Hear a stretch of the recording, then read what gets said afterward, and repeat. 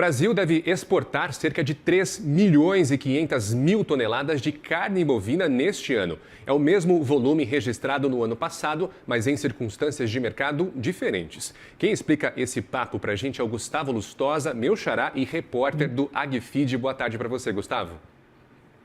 Boa tarde, meu caro. Boa tarde a quem nos assiste na CNN Money. Pois é, o mercado de exportação de carne bovina vai ter um 2026 estável frente a 2025, como você já disse. Essa é a estimativa da ABEC, Associação Brasileira das Indústrias Exportadoras de Carne, que fez uma coletiva mais cedo aqui em São Paulo e trouxe os detalhes aí do que eles esperam de desafios para o ano. Meu colega Renato Carvalho esteve lá, já me passou as informações rapidinho para a gente poder conversar aqui. Mas é basicamente isso. A projeção ronda aí uma faixa entre 3,3 milhões de toneladas e 3,5 milhões de toneladas. Em 2025, a gente fechou com 3,5 toneladas. Por isso, essa projeção de uma estabilidade ou uma pequena queda. Em 2025, essas exportações trouxeram uma receita de 18 bilhões de dólares, o patamar que também deve se manter estável nesse ano.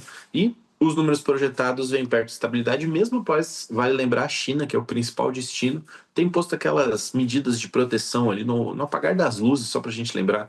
No último dia de 2025, o país aprovou ali um limite global de importação de carnes, 2,7 milhões de toneladas para compra de todos os países.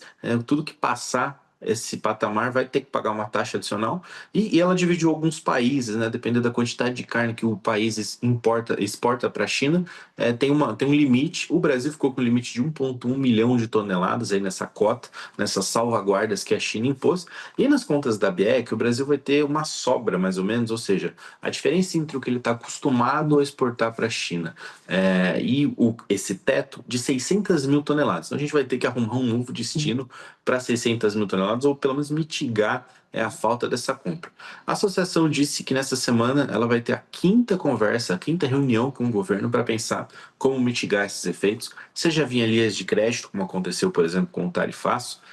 E a ideia, pelo que contou o presidente da BIEC nessa coletiva, Roberto Perosa, é que o governo tem um papel fundamental em fazer algum tipo de regulação.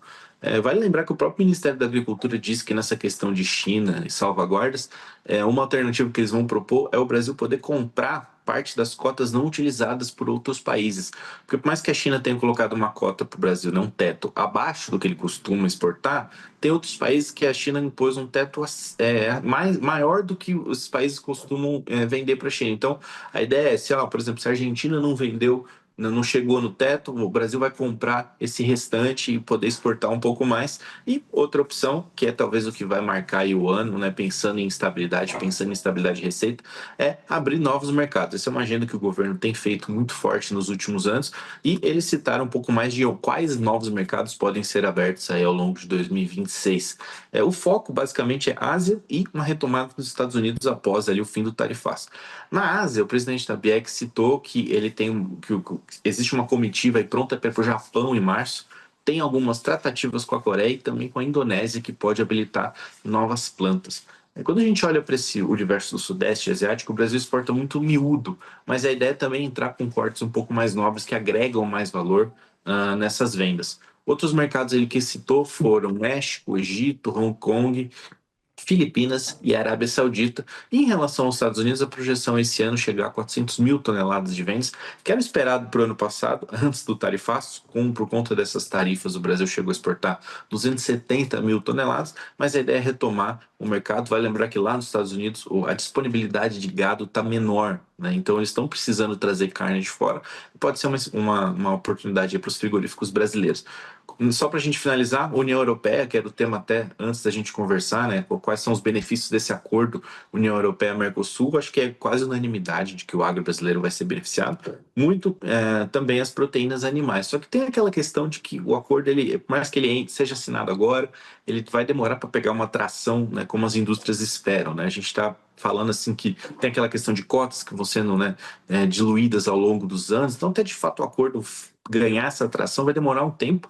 E a grande questão é que lá na Europa, o consumidor prefere esses cortes de maior valor agregado. Então, por mais que a gente exporte menos quantidade do que para a China, por exemplo, né, a gente compensa isso muito em receita, porque o consumidor europeu é um consumidor um pouco mais exigente. Mas ainda sem essa força do acordo já a pleno vapor, a ideia é já aumentar pelo menos 5% as exportações para a União Europeia nesse ano. Em 2025 foram 128 mil toneladas, então a ideia é já começar a crescer aos poucos, ganhar esse novo mercado depois desse acordo, como vocês mencionavam na programação, um acordo histórico, 25 anos aí de conversas, mas o cenário é esse, né? Uma estabilidade, muito porque a China, o principal comprador aí, trouxe essas salvaguardas. A grande questão é que tem muita gente no mercado que acha que essa salvaguarda não se sustenta, porque a demanda continua forte na China e a oferta interna não consegue dar conta de suprir essa demanda. Mas isso aí a gente vai ter que acompanhar ao longo dos meses as negociações, mas por enquanto a projeção da BIEC é mesmo com essa grande dificuldade, um ano estável nas exportações de carne bovina, meu xará. Obrigado, Gustavo. Inclusive, muito bem lembrado sobre o Mercosul. A própria BIEC sugere, então, que entre 5% e 7% de carne bovina deve ser exportado, um aumento de 7% com o acordo com o Mercosul em vigência. A gente acompanha esse mercado tão importante do Brasil, que é o de carne bovina, claro, na sua companhia, depois na nossa programação. Gustavo Lustosa, repórter do AgFeed. Bom trabalho para você por aí, meu caro. Obrigado, meu caro, para você também. Um abraço.